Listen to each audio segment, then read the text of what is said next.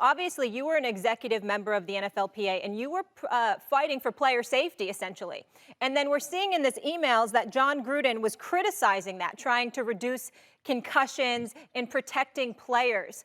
What was your response to seeing that aspect of these emails? Yeah, shocked. I mean, just added on to all the other, different areas that were just, atrocious. But the one in particular you're asking me about, Dominique Foxworth and I were actually on Get Up this morning, and he and I were in the trenches together, fighting for player health and safety, and that was my largest charge, in all honesty, as we were trying to negotiate the deal. And that someone who makes his livelihood on the backs of players and the success of players and that you wouldn't care about the health and safety and the long-term effects after you knew that we had been lied to and information was kept from us for that many years. It was saddening to hear it, because the truth is I learned a lot about business. I learned a lot about people in the negotiations. And when I saw how many people wanted to fight against because we might not get as much practice time, or the game's going to have to change, or whatever excuse anybody gave me, it was almost laughable, Molly, because at the end of the day, our careers are short and there's a lot of life after it. And we've been fortunate, Keyshawn, fortunate players have moved in the media, but that's not the story for everybody. And people have to make what money they've made in the game last for a lifetime. And I know public perception, all those things, but man, health is the most important factor leaving the game. And I've told that to players since I was in the game and post game. If you ain't got your health, you don't have anything. I don't care how much money you got in the bank. It doesn't mean a thing. And so that's the thing we wanted to fight for. Just another disappointing to have. Jeff Saturday, let me get a bit more general here, asking you this question. I know how taken aback I was when I saw the New York Times article last night, right around the time. I saw the article for the first time when Adam Schefter came on with the breaking news about how Jon Gruden would resign during Monday Night Football. When you first read the article, when you heard the details, can you express what you thought, please?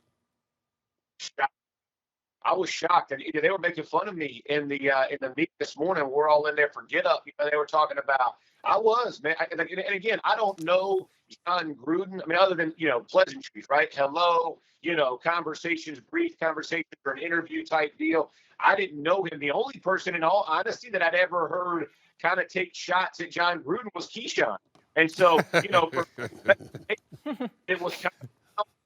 I was being real, like I had never heard any of those things. And when a guy's around the game, Stephen A., as long as Jon Gruden has been in the game, whether he was coaching or a part of broadcasting or coaching again, you would think some of those things would have been talked about more or more openly. And I was just like you, man. I was taken aback. But I was shocked, because that is just not nothing I had ever heard about Jon Gruden as a person, ever aligned with that. And so I was like you. I was astounded by the information and taken aback and again, appalled like everybody else. But the shock is what hit me first, just because, again, this guy's face has been attached to the NFL for so many years. The little Chucky face. I mean, think of all the fun that people have had at his expense, with the intensity that he's had for our game. So I was surprised as well. No, you know what, Jeff? You're right as far as knowing some of the things that's in those emails. That it took me by surprise. But his behavior in being like this used car salesman is what I always knew him as. You say as a face of the game, the Chucky, all that. He played into that character in that role. That was who Jon was. And so when I look back at my playing days with him, or even after my playing days, I certainly saw a guy that was not true to his core values, that he was something different. I just didn't know that the different would be what he described in those emails. That's what I did not know. And Keisha, that's a great point. And I will say this, and even as I was thinking about this, when I heard you guys talking in the earlier part of the show, I was fortunate. Like I had Jim Moore as my first coach. I had Tony Dungy, and then I had Jim Caldwell all with the Colts organization. That's the majority. I had 1 year in Green Bay with Mike McCarthy, but who those coaches were was who they were, right? I mean, just my experience in the locker room, I had never seen kind of what you're describing, Keyshawn. Like what those guys, you may like agree or disagree with them, but when you stood there, they stood for what they believed, their convictions and those kind of things. So I never saw kind of that duplicity that you say you saw there, because my experience was just different with the men that I played for. Yes. Of course. I mean, Tony Dungy, talk about salt of the earth.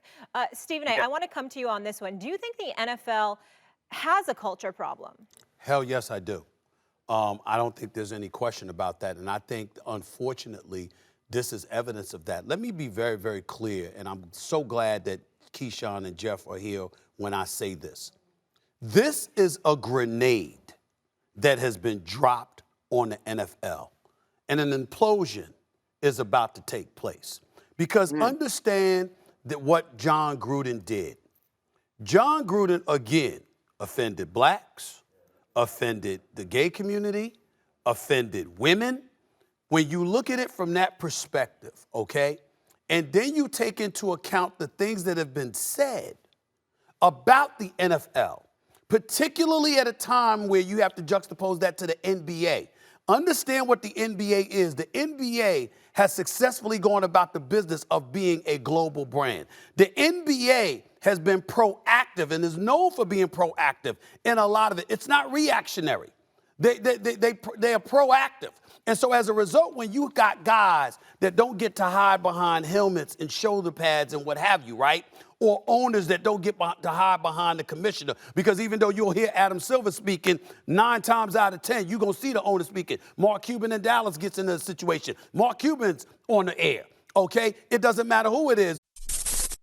Thanks for watching ESPN on YouTube. For live streaming, sports, and premium content, subscribe to ESPN+.